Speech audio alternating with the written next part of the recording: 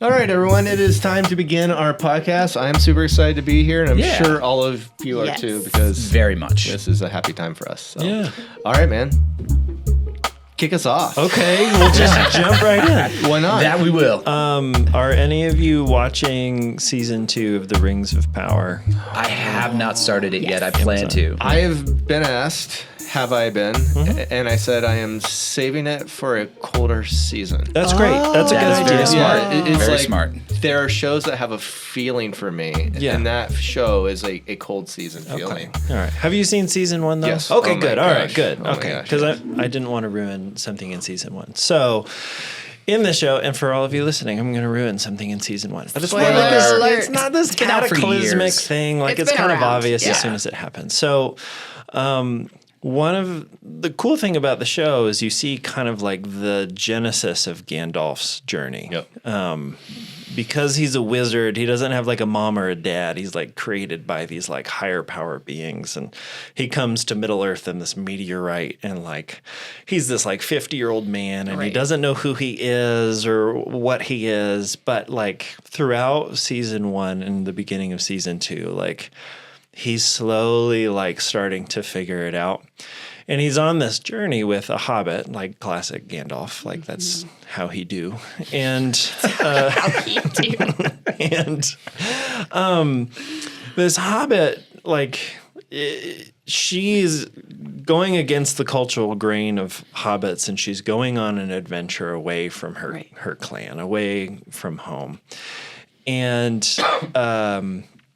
she's talking about how she's kind of homesick and she's missing home. And this conversation happens where Gandalf says something where I'm like, oh my gosh, like word for word, he just laid out this undertone feeling behind everything that compels me to believe and is everything behind every sermon I've ever given. Wow. So I wrote down kind of the dialogue here. Can you do it in Gandalf's voice, please? Nope. Oh, man. Nope. Are you able to do it in Sure the can. Hobbit's Nope. voice? Sure can. Sure can. It's just like an Irish accent. Like the girl, she's just like, Yeah, it's like, she's Are you adorable. from Yes. Ireland? Yeah, yeah. Okay. So she's talking about how she's like really missing home. And this first line isn't the one that I'm talking about, but it gets the ball rolling. And he says, strange how that which is left behind can be the heaviest burden to carry. And he kind of pauses and he says, I miss my home as well. And the hobbit says, but you don't remember your home. And he says, no. Sometimes I perceive a glimmer of it nonetheless, a longing for a feeling I can't remember or even name. But I know it's real, just beyond the sunset. And like, I heard that, I was like, yes, Yeah. like that so clearly describes the place that I exist in this like in between space where like I don't know if I've experienced anything so solidly like concrete like this table that I can like hold on to and touch. But I'm almost like homesick to a degree of I've been there and my life is a process of rediscovering and remembering home.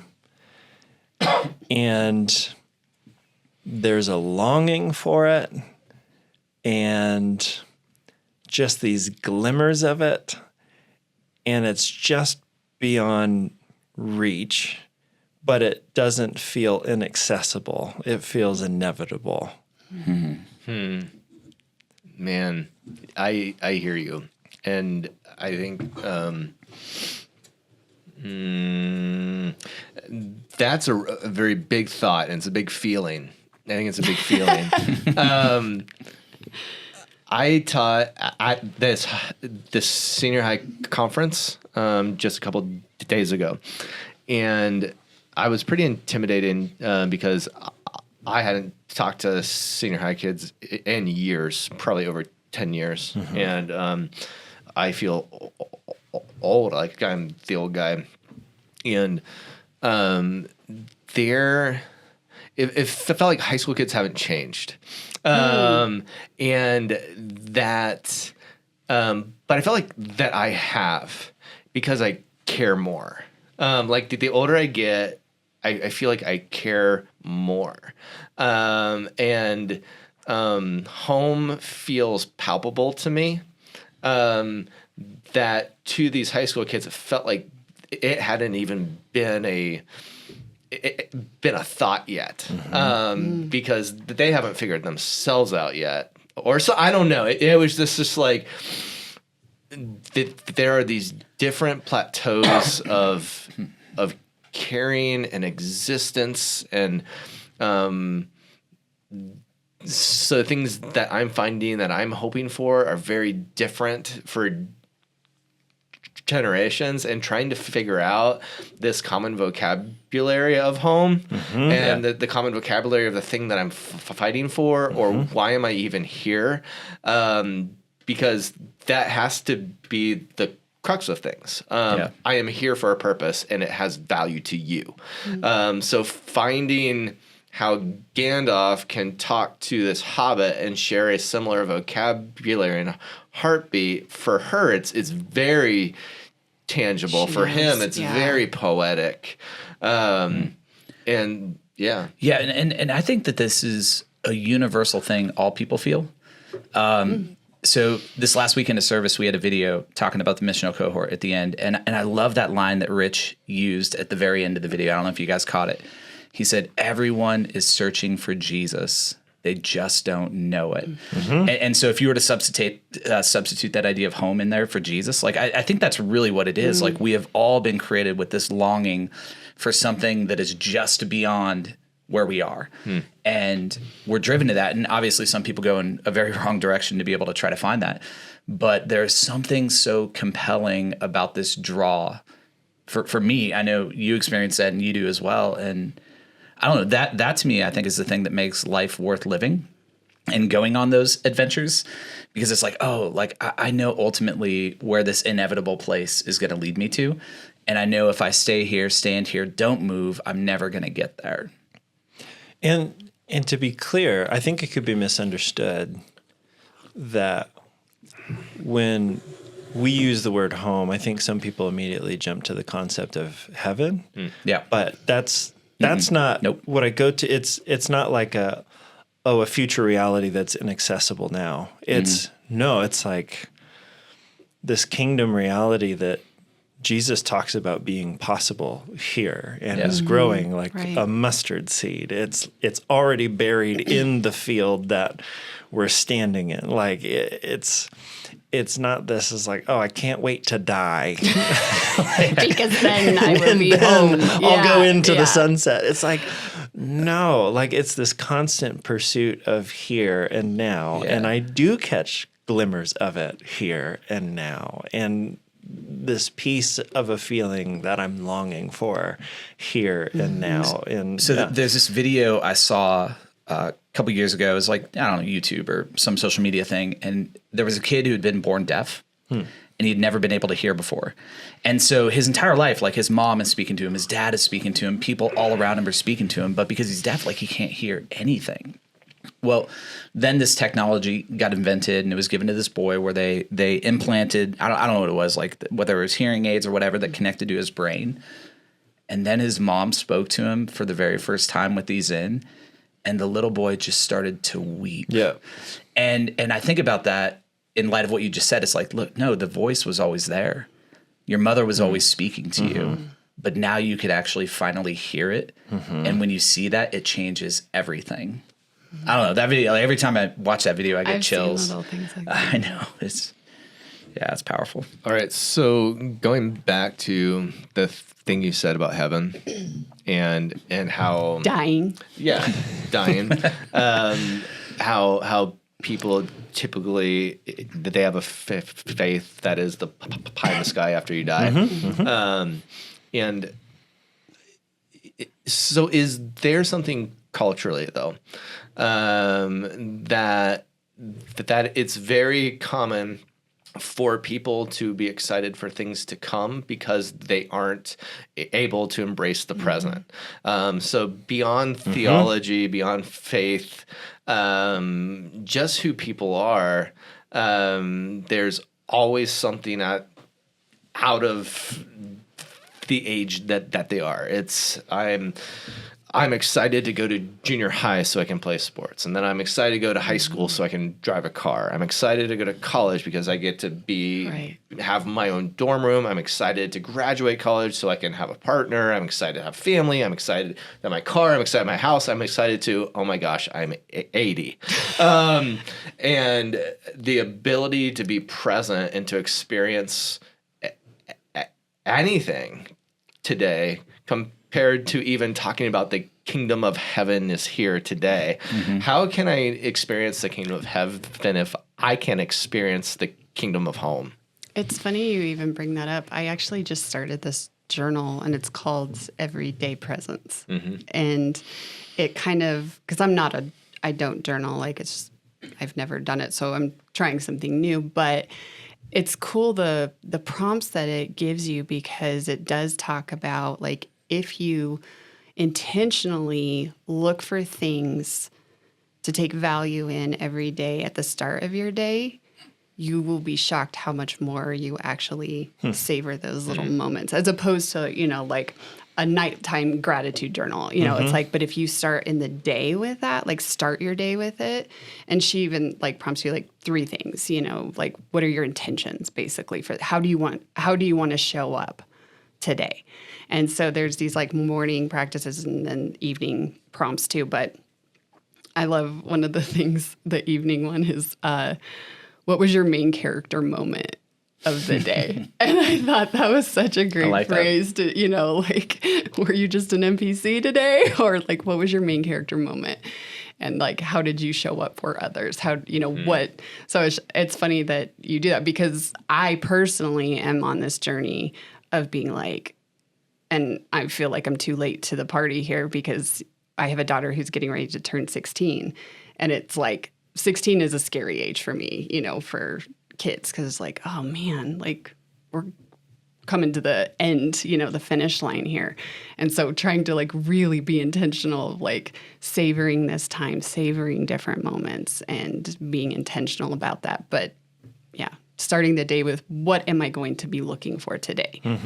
That's good. I think that's a big part of it. Like, I think for people who have the mindset of like they only look forward to something in the future, it's because they don't know or how to look for things now. And I think there is a theology mindset of like our present reality and existence is hopeless. Like it's just going to fall apart and then we're going to get rescued and go here. And so someone with that perspective, they're not going to be looking for anything here. But if there's a perspective shift of like, no, God is redeeming and rescuing things here and now. It's not just like this is going to tank and hit rock bottom and then restart again in this other location. Then it's like, well, yeah, like why would we be looking around? Why would we be appreciating the interior of the ship if the ship is sinking? Right. It's just going to be on the bottom of the ocean. Chandelier. Yeah. But like, I love the paint color. But like, if this is kind of forcing the metaphor a bit, but if God is metaphorically speaking, say it's like, I'm going to restore this ship, then it makes sense to like repaint the ballroom and like appreciate kind of like the bones that it was like created with and see the way that like Jesus is moving in the context of suffering, how to see just truth and love in its purest form get expressed in kids who were never taught about these things, to hear stories of people's lives that are just like truly inspiring, or to like see something in nature that is like absolutely good and to have the freedom to say it is good. It's not part of a sinking ship. Like it's something good and beautiful that God is in the process of restoring. But if you have a perspective of like, yeah, this is all going to fall apart, it's like you're going to miss it. But I don't think having one or the other is helpful because I think both have drawbacks. And that's why a lot of theologians, when they talk about kingdom theology, they talk about it through the lens of already, not yet. Right. So it's here, but it's not fully here. And so we enjoy it, we be a part of it, but we also anticipate this thing that is yet to come. I think that's the healthiest way to live. But in the anticipation, there are like clues and shimmers and arrows pointing everywhere. And I think that's the thing that's cool. It's that whole Platonic idea that everything here is a fraction of the whole, and the fraction is always pointing home. And I think God wants us to be on the lookout for these things. In the book of Proverbs, there's one of the little proverbs where Solomon says it is the I forget the exact word, but it's like, hey, it's the intention of God to hide a thing and the glory of man to discover it. And it's this idea that like God has put clues everywhere.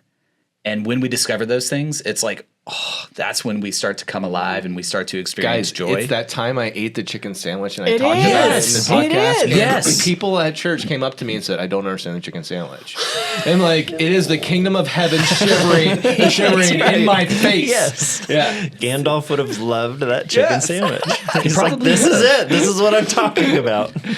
But I think it would behoove us to be more intentional about having our eyes open to these things and being aware, not only so we see it and find solace and comfort in it, but like there is such joy, because like the reality is like if you're not looking for these things, all you're going to see is the brokenness.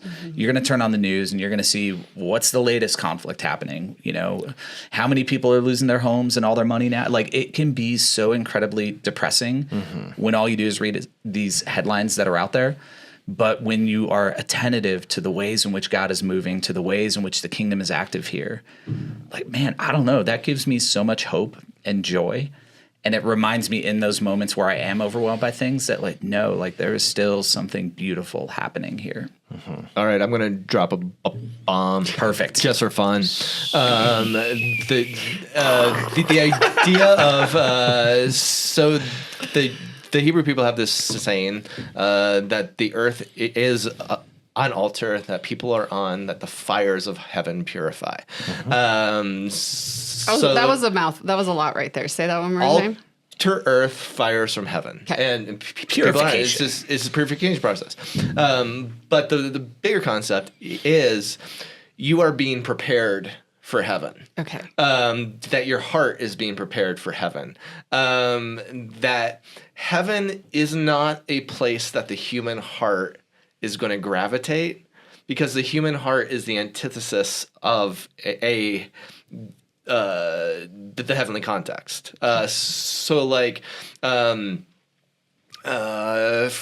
instance, here's a very simple one. For people who have diversity issues, they have problems accepting, celebrating people of other cultures.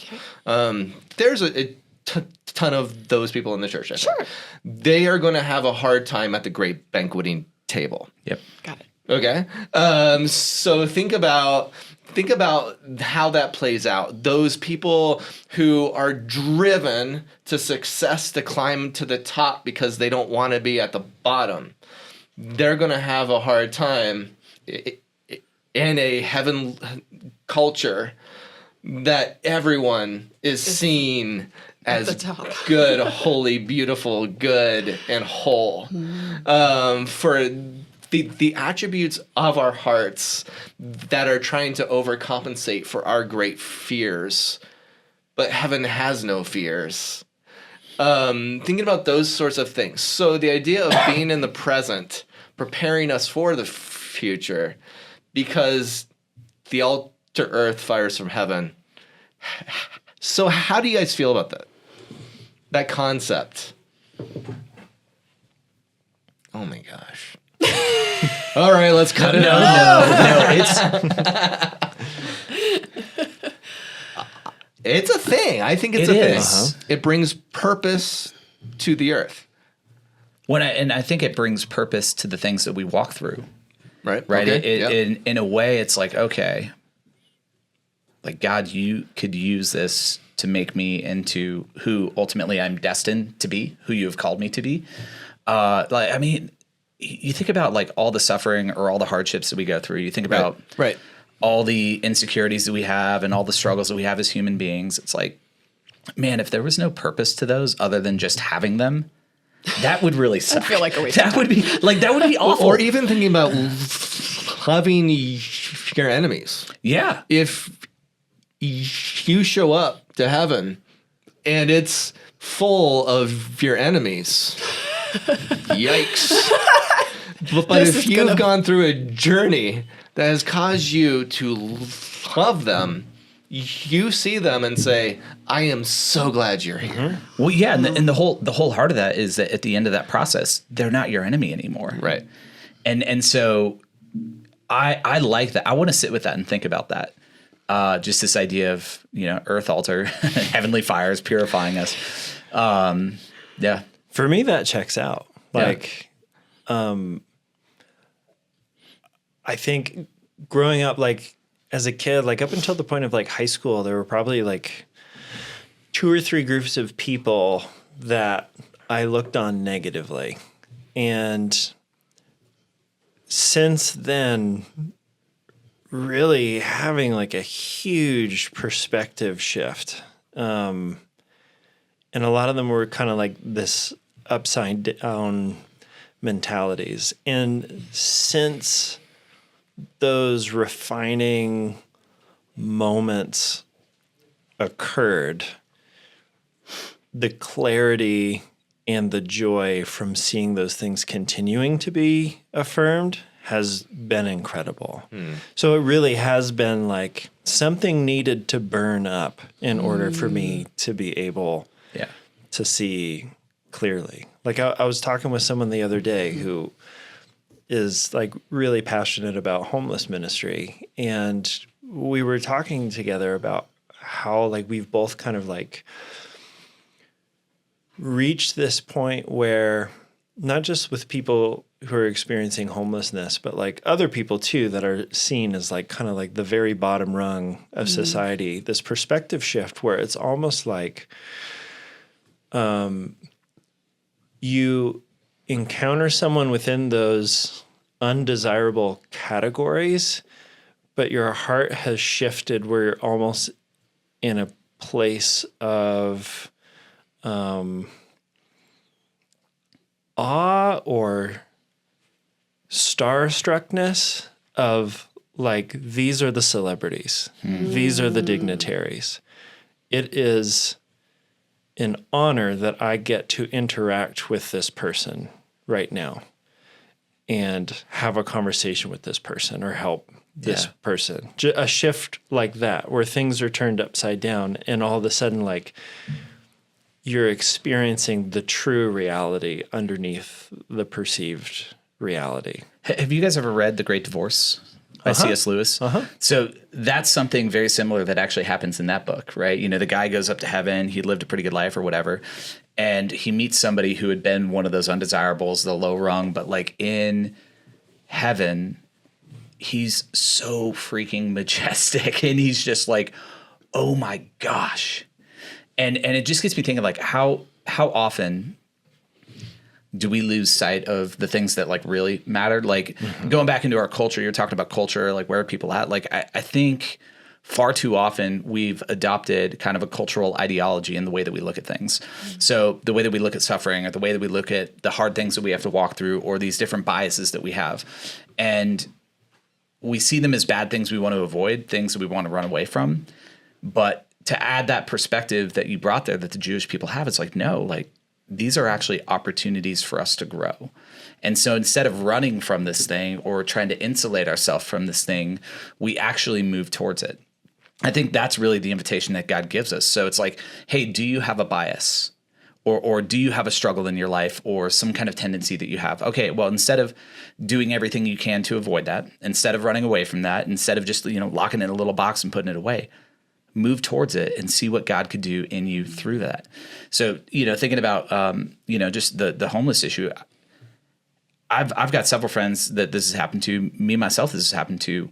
When I have moved towards them, like I remember in college, a group of friends and I would go down to this park in Pasadena every week, and we would cook hot dogs for all the homeless guys. And we could buy them at Aldi. We could feed 30 people for $20. It was pretty awesome. That I think is the thing that changed my perspective on that issue and those people more than anything else. It was in moving towards them, building relationship, confronting certain things within myself, and then allowing God to refine that in that process. And I think we all need to do that. Like we need to look at these things as opportunities. I think the thing that God really yearns for is, can we be honest about where we're at? So you think about, if you think about God being this, painter who's painting this masterpiece, he's not sitting there waiting for every correct paint to be put onto the palette. He's not waiting for the ideal canvas to be put there. All he wants is us to bring what we have. And I really feel like the response he has to that is, I can work with that. I can work with that. I can create something beautiful here. Because sometimes I think where we've got to be careful with this whole metaphor and about the fire and the altar and all that is, I don't know that God is the one who makes all these things happen, because I think that's one direction people can go. It's like, oh, God made this terrible thing happen so that you could grow. It's like, no. Like that's just terrible theology. Things happen because we live in a sinful, fallen, broken world. Like this is just the reality of what it means to be human. But what I think God says is, hey, in spite of these things that have happened, in spite of your sinful nature, if you show up, I can work with that. That's good. I would push back just a little bit. That's okay. That's why we have a podcast. Fun. Because I think there's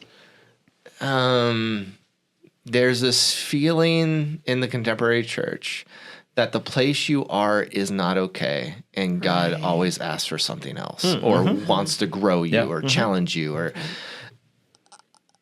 And I think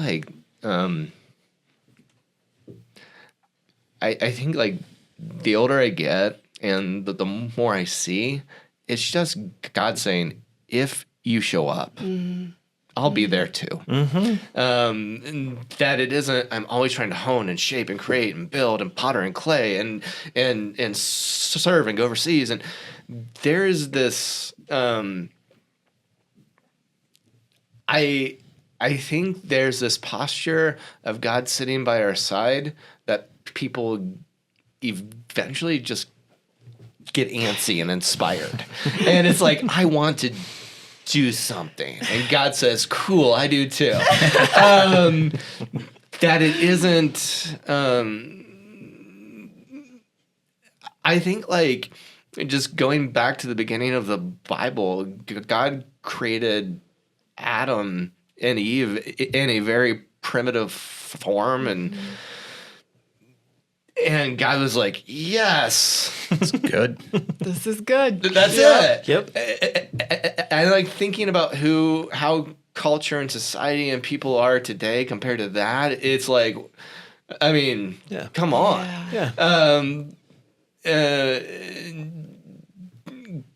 Could Adam and Eve even talk about theology? Could we talk about this, all the things? And it's just God walked by their side in the garden and enjoyed it. And I think I just want God to sit by my side. And for that to happen, I just got to show up. And then so it isn't pushing against the thing you said, but it was honing and shaping that. I think at times I get tired of growing or being told to grow. I actually want to shrink and be as small as possible. And God go, yes. Well, because you occupied too much space before. Or something like that. It's going to that, am I, who God wants me to be? Have I come to the place of who God wants me to be? And if we look at him, he's like, you're who I want you to be. Here, okay. This reminds me of something that has been giving me a glimmer of home. Apple pie? Apple pie. That's it. It's man. delicious. It's That was the round. first thing that popped in my Chicken mind. sandwiches oh and my apple gosh. It's made by apples. So good. Sugar. No. Allie and I, we've been watching America's Got Talent. And if you've never watched the show, like, there's these different rounds. There's the auditions, and then there's the quarterfinals and the semifinals and the finals. And then there's these judges.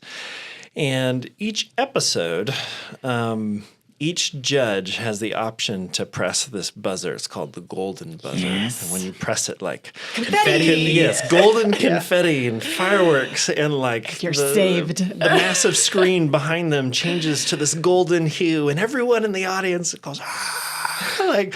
And so if a judge like hits the golden buzzer, you automatically move to the next round. Like, it's a really big deal. But it's also a really big deal because, like, it is the pinnacle for these people who are going on to the show of approval. Of, like, I did such a good job with what I did, and what I did holds so much value that I don't even need to go through this process of this voting procedure. It's just, it is blatant, it is automatic, and they are celebrated in that moment. And every time there's a judge hits the golden buzzer, whoever is up there, they just Sob. weep. Yeah. And there is something behind that where it's like, and I don't think it has anything to do with their talent and how well they performed their talent. I think it has everything to do with I am valued. And like every time I see that, Allie's probably sick of me hearing this or me saying this, but like I've probably said it to her 4 or 5 times because I can't help but say it. It's like every single person deserves that experience. Like every single one. And not because of anything that they did. It's just because of who they are. Like in a kingdom mindset, I imagine this auditorium and someone comes up and says, I have been experiencing homelessness for 10 years and it's hard to get out of because I'm struggling with an addiction. My name is Joe. And then God goes, bam, and hits the buzzer and confetti. And everyone stands up and just cheers and reminds them, it's like, you are incredible. Like, to me, like, to what you're saying, it's like God sees you and he hits the golden buzzer. And it's like, you automatically move on to the next round because you are incredible. Like every time I see that, it's like I feel like I'm only able to articulate a quarter of like what I feel in that moment. But there's something to that where it's like what just happened is good and it's real and it was deserved and it's home. Yeah. Dude, I love that image. That's actually probably going to stick with me for a while. Good. Yeah, and just to be clear, like I'm not saying we have to do anything to like try to earn that or to work or to Whatever, improve. Nate. It's just You're this. saying No. How many books have I read? It's just All that I was saying is there is a push to grow, be better, Correct. do more. There's But potential. what I'm That's speaking why I'm to, doing the journaling. what Yeah. I'm speaking to is the people who works. feel like God can't do that with me. I'm speaking about the same kind of people where it's like, no, look at my past, look at what I've done, look at my struggles, and if you just show up, sit with him, he goes, I can work with this. Yeah. And it's more a validation to go, hey, whatever metrics we have or ideas we have that make us think this is what we need to be for God to be able to work with us and shape us. It's like, no. Like we're wrong. All he wants is us to show up. Yep, because he can work with whatever we bring to the table. And hit that golden buzzer. That's great. My dream church service Yes. would be, this would take a very long time, When you're up teaching, somebody just doesn't work. Wah, wah, wah, wah. would be just for there to be a room full of people and one by one, everyone gets a turn to come up and just like really objectively share like what's going on. It could be good, it could be hard.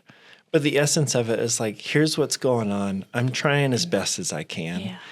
And every time someone gets done, everyone in the place just stands up and cheers for them. That would be my dream church service. That would be awesome. And golden confetti. That would be a lot of confetti. That'd be a very And apple pie. significant. Yes, and Apple here's pie in the your lobby pie. after. But okay, but like that makes me think though, like, yeah, that'd be a really hard church service to do, but can't we do that in our lives every day as we interact with people? I mean, we could be that person. You know, I think about AGT, like Simon having a kid, I think was the best thing for that show because he used to be this critic who would just point out everything bad about people. Yeah. And I think that's like, for a lot of us, our default disposition is we want to be critical. We want to look like, oh, this is what's wrong. This is what you should change. This is what you should do. But like now when I watch that show with my kids, like even people who are not that great, he is finding things to encourage and speak life into. It's wild. And so it's like, man, can we practice that just where we are? So here's the challenge that I'll put out there. I Great. always think of the opposite perspective, Sure. the things that hold us back. It is hard to celebrate other people if we are trying so hard to celebrate ourselves. Yep. And I think our culture is this do you see me culture, do you celebrate me culture, this very hungry black hole from the heart Yep. culture. And so to just go and celebrate someone else and practice that, it comes across very fake if Yeah. our own hearts are not full and confident and seen and celebrated, because they actually are. If you have not shown up on the park bench sitting by God yet, I think that's the first step, you know? Well, and I think that other thing is the natural outpouring of it. Yeah. Like when you're with him and so content, you Get antsy. You Get start to antsy. see, but you start to see the world the way he does. Yeah. And it's like, this is what God is doing. It's like, oh, well, I want to be like my father. Like, I can't help but do that because I'm being shaped into who he, like the image of who he is. I'm starting to really rethink this journal that I have. I don't think so. I think it sounds great. I'm like, I think you what- should keep yeah, doing it. it's awesome. I celebrate you doing this journal because I think No. it's really good for you. But I would love to shift that last question of what was your main character moment to like who was your gold buzzer? Who did you celebrate? That's good. You know, because you're absolutely right. It's more about what did I do? You know. Yeah, that's a good way of putting it. Yeah. It's like find a moment today to hit the golden buzzer Yeah. for somebody else. Oh, Well, maybe for everyone watching, that could be their thing this week. Yeah. Hit the golden buzzer. We should And- get a golden buzzer. Keep it in here. And for parents, Yep. Yes. hit that buzzer often. All right, guys. This was good. We'll see you next time, guys.